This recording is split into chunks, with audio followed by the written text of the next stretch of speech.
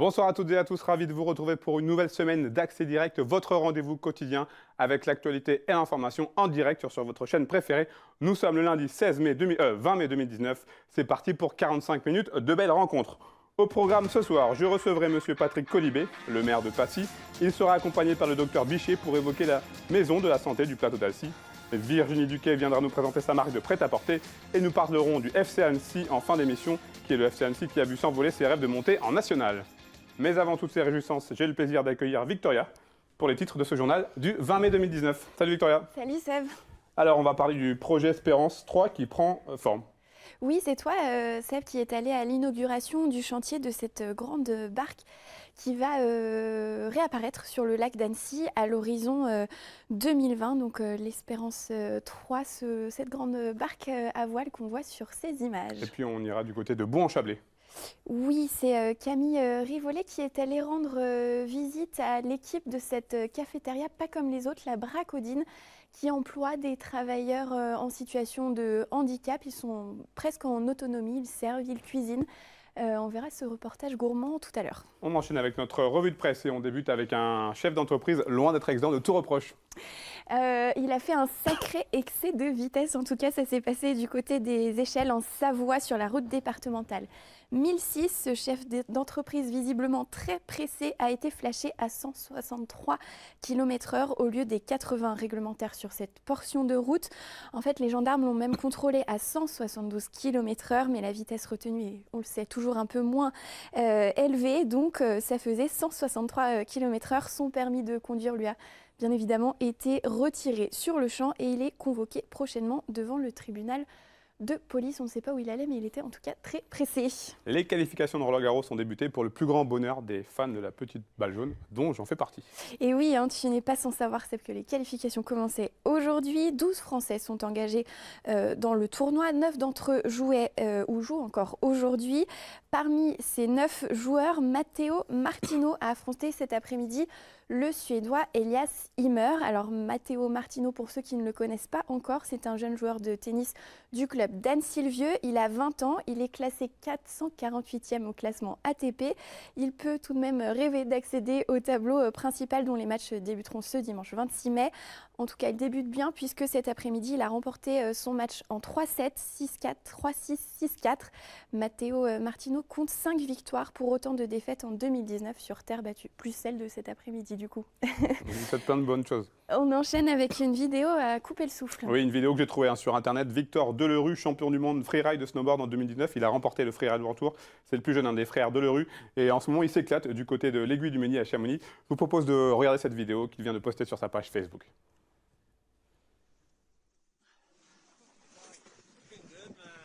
Hey, what up, Mike?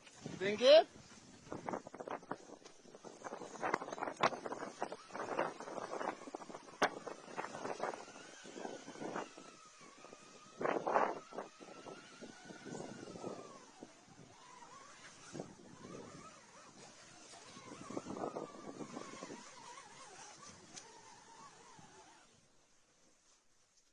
C'est que de la glace.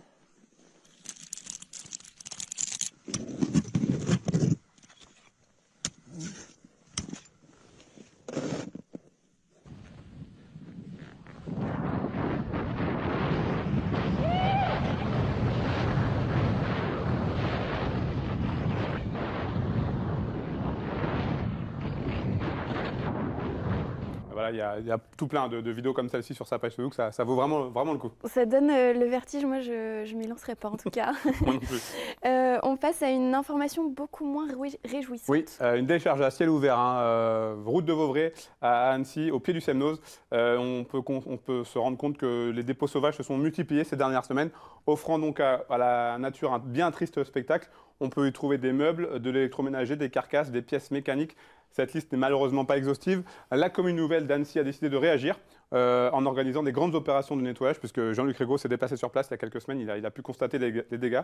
Alors le 5 juin, il y aura des tractopelles et des camions qui viendront pour un premier ramassage et un premier tri. Une opération qui devrait durer au moins 3 jours pour tout déblayer.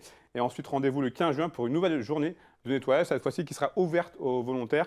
On espère que ces nouvelles mesures devraient empêcher ces nouvelles décharges sauvages, parce que c'est vraiment désolant de voir autant d'incivilité dans dans les rues. C'est triste à voir, effectivement, oui. Merci beaucoup, À Victoria. tout à l'heure, Seb. Allez, on démarre cette émission avec nos invités. Nos premiers invités, c'est notre rubrique Dans l'actu.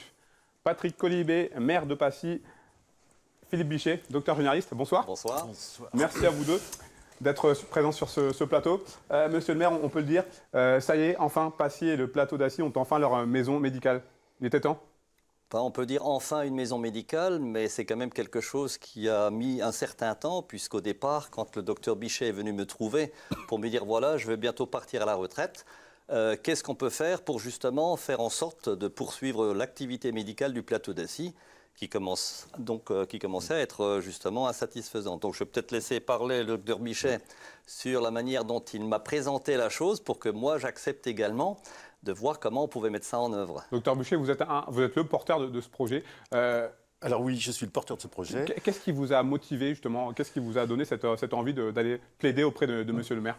Alors, quand j'ai songé à prendre ma retraite, j'ai voulu la prendre vers 63 ans, j'avais vraiment conscience que l'accès aux soins est une chose très importante pour nous tous. Au niveau individuel, mais également au niveau collectif, c'est tout à fait fondamental. Le plateau d'Assy a 15 500 habitants environ, et je me suis employé à faire en sorte qu'il y ait un centre médical derrière. Alors, avec l'équipe médicale en place à l'époque, très soudée, dynamique, consciencieuse, on a pris contact avec la mairie et on a été bien reçus. Le projet, on a demandé est-ce qu'il y a une structure médicale, parce que l'exercice individuel, comme moi j'ai pratiqué pendant 35 ans, complètement has-been, ça n'existe plus. Il faut absolument des structures maintenant. Les raisons sont multiples à ça. C'est pour lutter contre les déserts médicaux, c'est pour faire en sorte que les plateaux techniques soient mieux, c'est pour permettre une bonne accessibilité pour les personnes en situation de handicap, etc. etc. Il y a d'autres motivations encore, mais la maison médicale était indispensable. Et donc, je suis allé voir le maire qui a... Qu'est-ce qui vous a séduit justement, monsieur le maire, dans le projet que monsieur Bichet vous a proposé, vous a présenté? Donc j'ai pris conscience qu'il était indispensable de permettre donc à un médecin de venir au plateau d'Assy. Et comme les infrastructures n'étaient pas existantes, puisque le docteur Bichet exerçait à son domicile, donc on avait essayé de voir ou d'imaginer quelles étaient les possibilités que nous aurions à créer peut-être une maison médicale, mais à travers un projet immobilier.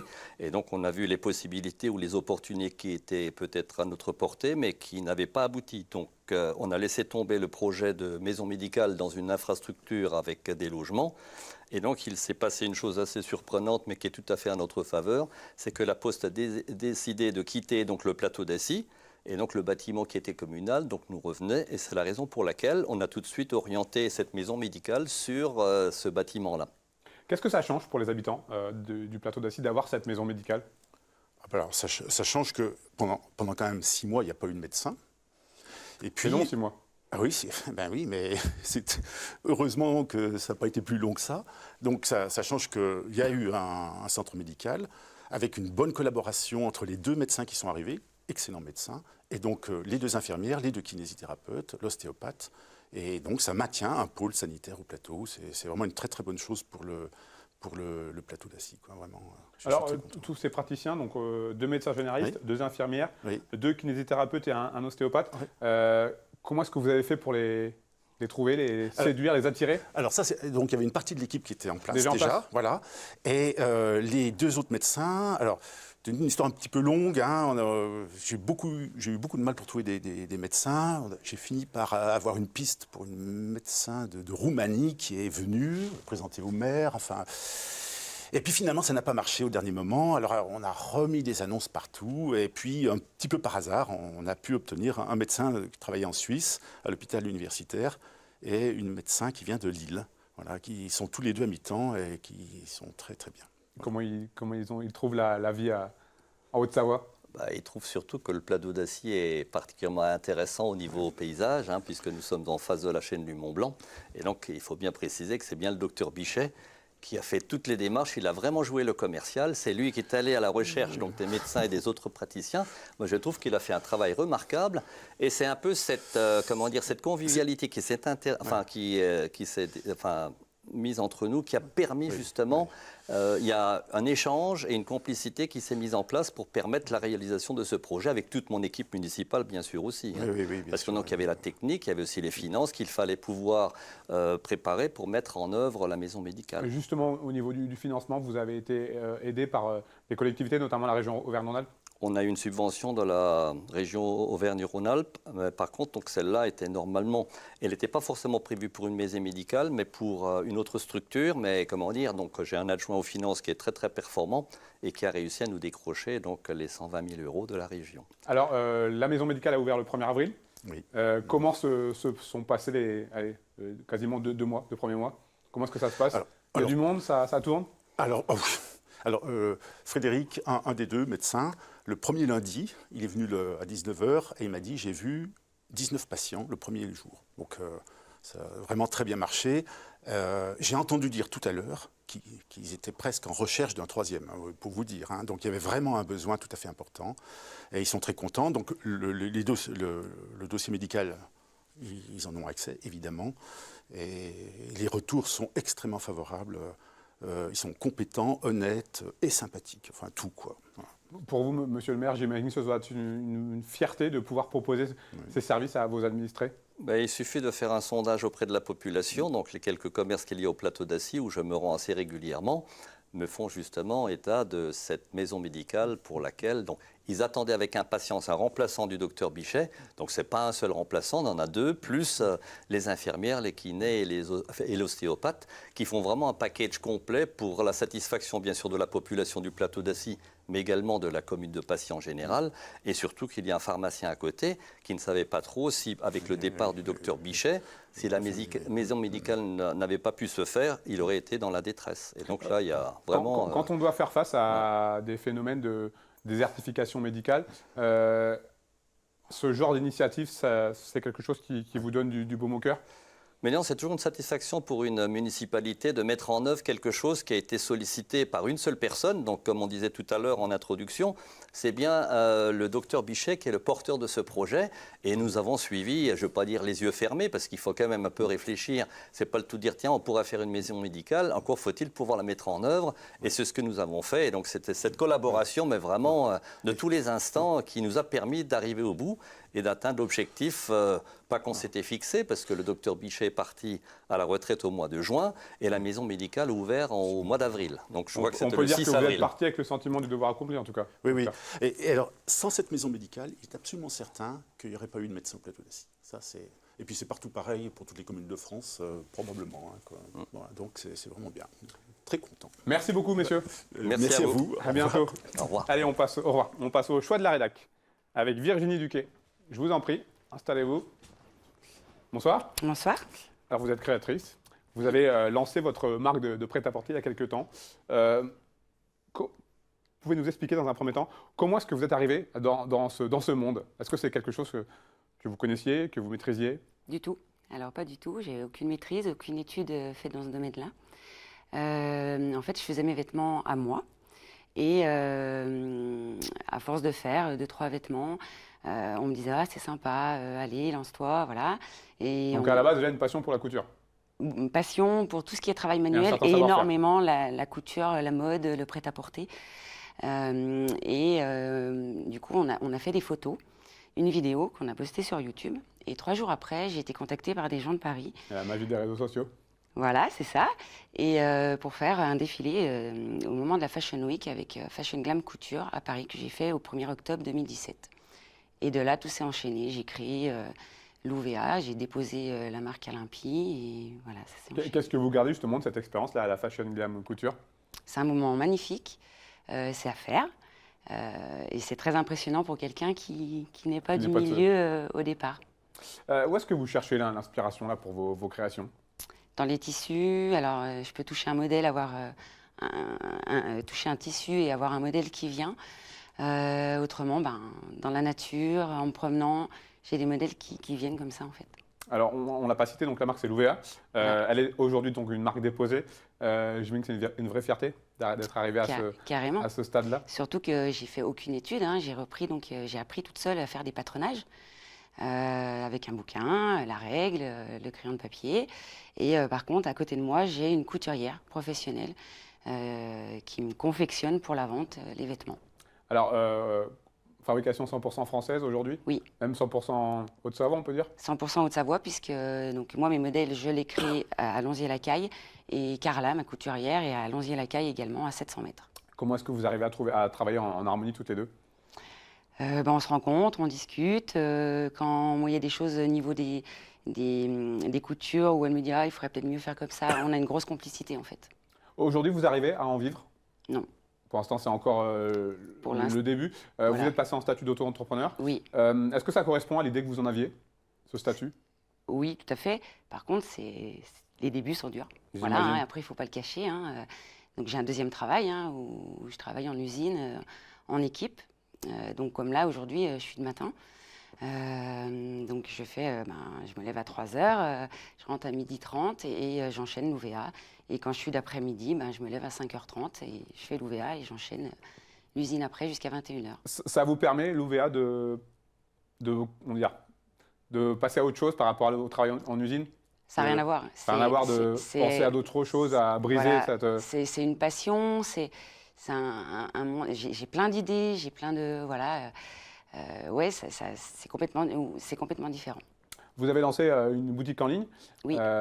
Quels sont les retours là? Comment est-ce que ça fonctionne justement, ces ventes par Internet? Alors les ventes par Internet, prend du temps aussi. Ça prend du temps également. Après, à force de me faire connaître, j'ai fait des marchés de Noël l'année dernière, donc j'ai des clientes qui reviennent là cette année.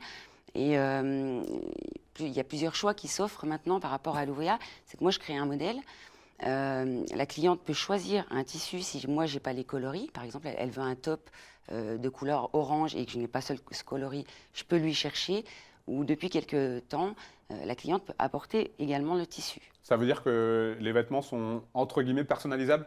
Oui, tout à fait. Ça, c'est un vrai plus que vous proposez? C'est un vrai plus et à bien préciser aussi que je fais du 34 au 50. D'accord. Voilà. Alors, plusieurs projets pour la suite, j'imagine. J'ai fait un petit tour sur votre page Facebook, notamment une collection yoga Oui. et une collection sportswear. C'est ça. Alors, la collection yoga, on fait les photos le 3 juin. Donc, la collection sera à découvrir courant juin avec la propriété qui, en fait, c'est une collection qui est faite avec les 7 couleurs des chakras. D'accord. Et une collection sportswear, le sport, on est obligé forcément quand Voilà. on sort dans le prêt-à-porter? Tout à fait. Il y a un projet de fitness qui est mis en route voilà, pour très bientôt. Et par contre, il y a un énorme projet qui se prépare pour la fin de l'année.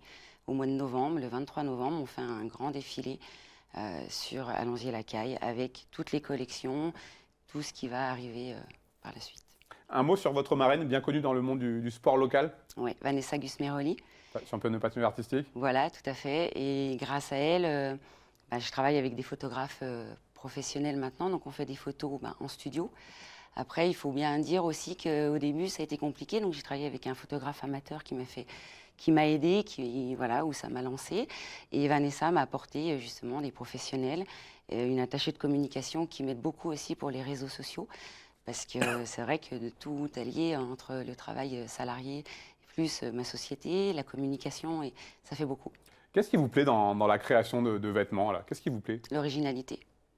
En fait, au départ, je faisais mes vêtements par rapport à quelque chose d'original, mais qui reste féminin, comme là, il vient de passer une photo où Vanessa porte une tenue de patinage, parce que je trouve qu'il faut garder quand même la féminité, et un petit peu de brillant ou une petite ceinture en plus, voilà, fait le petit plus. Alors, on rappelle votre site internet? Oui, c'est l'UVA-création avec un S.com. Un mot, je n'ai pas posé la question. L'UVA, ça vient d'où? Alors, en fait, mon animal préféré, c'est le loup.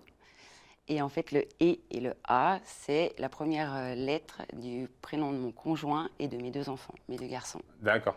Merci beaucoup en tout cas. Merci à Longue vous. vie en tout cas à l'UVA. Merci de m'avoir reçu. Merci bien. Avec plaisir. Allez, on passe au sport comme chaque lundi et on débute avec du football puisque le FC Annecy jouait ce samedi au Parc des Sports d'Annecy contre Grasse. Les Rouges devaient l'emporter pour continuer à croire à une montée en national. On va voir quelques images.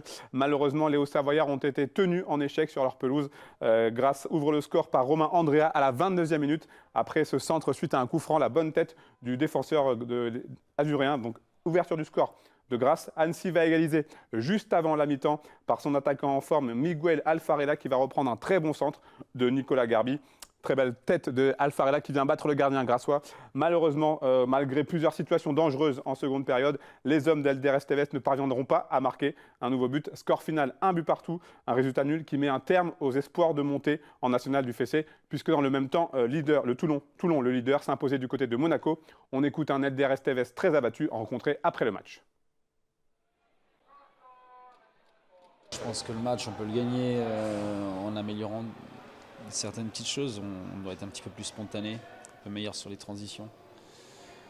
Les moments où l'adversaire est en souffrance, c'est quand il attaque. Et on n'a pas su profiter à certains moments d'une meilleure utilisation du ballon lors de la récup. Je pense que là, il y avait matière à faire mieux. Ensuite, sur l'utilisation du ballon, mon équipe a fait quand même de bonnes choses. L'adversaire a été acculé dans sa surface et puis forcément ça devient très difficile de marquer un but. C'est la complexité de ce championnat, donc j'aime pas parler de regrets. Je sais qu'on aurait pu mieux faire à certains moments. Je sais aussi qu'on aurait pu moins bien faire, hein. On a fait quelques exploits quand même, des choses intéressantes. Mais il y a des choses qui expliquent certains résultats. Et puis après, on espère toujours faire mieux, notamment gagner ce soir. Une première analyse, je vais la compléter. Vous savez, quand on fait du sport, quand on fait un championnat, une compétition, il y a nous et il y a les autres.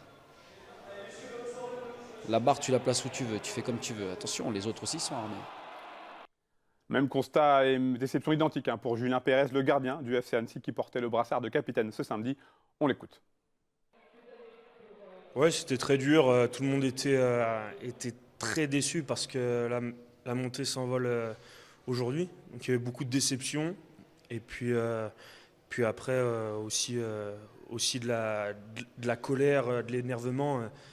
Voilà, parce que on travaille très dur toute l'année, que ce soit nous les joueurs, le staff, les dirigeants, les bénévoles. Il y a beaucoup de monde au club qui travaille pour qu'on puisse accéder à ce niveau supérieur. Et aujourd'hui, on ne peut pas le faire. Donc il y a eu beaucoup de frustration. Je ne joue pas à grand chose, déjà au niveau des points. Après, ce qui nous a manqué, c'est peut-être au niveau comptable être plus performant à domicile. On a souvent dominé nos matchs, on a vraiment impacté l'adversaire. Par contre, on a perdu beaucoup de points à domicile. Et puis, donc je dirais l'efficacité à domicile. Et puis peut-être sur des matchs clés à enjeu, être plus performant. Après, il faut dire aussi qu'on revient de loin. Dans cette saison, on avait bien démarré, mais à un moment donné, on était 8-9e. Et on a réussi à revenir et à faire une grosse période où on était premier. Donc voilà. On retrouvera le FC Annecy la saison prochaine en rugby. Rumilly s'est incliné lors de son 8e de finale aller de Fédéral 2. Une courte défaite 13-14 des Hauts-Savoyards qui leur permet toujours d'entrevoir la qualification pour les quarts de finale. Le match retour est prévu ce dimanche 26 mai au stade des Grangettes à partir de 15 h à Rumilly. Je rappelle qu'en cas de qualification, Rumilly sera promu en Fédéral 1. Allez, je vous propose à présent de revoir le portrait de Didier Bovard, cet aventurier de l'Atlantique qui prépare actuellement sa prochaine exploration sous-marine en rencontre avec Jean-Paul Crespi. Depuis 1998, Didier Bovard ne cesse de relever de nouveaux défis. Et c'est toujours en solitaire qu'il a inscrit à son palmarès de nouvelles traversées à bord de son hydrocycle, totalisant plus de 20 000 km effectués en 345 jours, de l'Atlantique à la mer des Caraïbes, du golfe du Mexique à la descente du détroit de David et de la mer du Labrador. Son nouveau défi, la traversée de l'Atlantique sous la mer en autonomie complète et sans assistance. La singularité de cette traversée, une bulle en polycarbonate immergée et fixée sous son hydrocycle MyWay. Pour moi, ça va être magnifique. Je vous dis, j'ai traversé 2 fois l'Atlantique entre les Canaries et les Antilles. La première fois, j'ai mis 117 jours, la deuxième fois 88 jours. Et à partir du Cap-Vert, il y a toute une chaîne alimentaire qui se met sous le bateau. Ça commence par les petits poissons qui viennent manger les coquillages. Puis après, ça se termine par des balistes. Puis après, des dorades coryphènes qui peuvent atteindre 2 mètres de long. Donc il y a une chaîne alimentaire. très bien ce qui se passe, mais là, je veux le vivre et je veux aussi le filmer. Avant son départ, des études scientifiques seront réalisées à partir de son hydrocycle sur les grands lacs alpins en collaboration avec l'INRA, l'Institut national de recherche agronomique de Thonon-les-Bains, afin de connaître de façon rigoureuse les distributions en taille des poissons de ces lacs alpins, et l'Université Savoie-Mont-Blanc pour une étude sur les polluants atmosphériques et aquatiques. Très belle opportunité, à la fois humaine et puis scientifique. Je pense que ça marche dans les deux sens. Didier, il était très demandeur d'avoir ce partenariat scientifique. Et nous, on a vu ça aussi comme une aubaine de pouvoir profiter, entre guillemets, de quelqu'un qui va mettre ses compétences au service de la recherche. C'est aussi le partage, que ce soit utile aussi ces grands projets. Parce que c'est vrai qu'il y a beaucoup de gens qui traversent à la rame, tout ça. Donc pour moi, une centaine de jours, comme je disais tout à l'heure sur l'Atlantique, c'est inespéré. Et avant, sur les grands lacs. Le départ de sa grande traversée sera donné à Mindelo, la capitale culturelle du Cap-Vert, à la fin de cette année. Après plus de 100 jours de mer, son périple maritime prendra fin à Miami, en Floride. Il aura alors relevé un fantastique défi inspiré du roman de Jules Verne 20 000 lieues sous les mers, montrer la beauté de notre planète, mais aussi sa fragilité, afin de mieux la respecter. Victoria de retour pour un petit rappel de titres pour ce journal du 20 mai 2019. On va parler du projet Espérance 3 qui avance lentement mais sûrement. L'Espérance 3, c'est cette grande barque à voile. Tu as suivi l'inauguration de son chantier. Elle voguera sur le lac d'Annecy à l'horizon 2020. Et puis une cafétéria atypique du côté de Thonon-les-Bains. C'est à Vaux-en-Chablais. C'est une cafétéria qui emploie des personnes en situation de handicap et l'œuvre pour l'insertion par le travail. Merci beaucoup Victoria, on se retrouve dans quelques minutes pour le journal préparé par toute la rédaction. A tout de suite.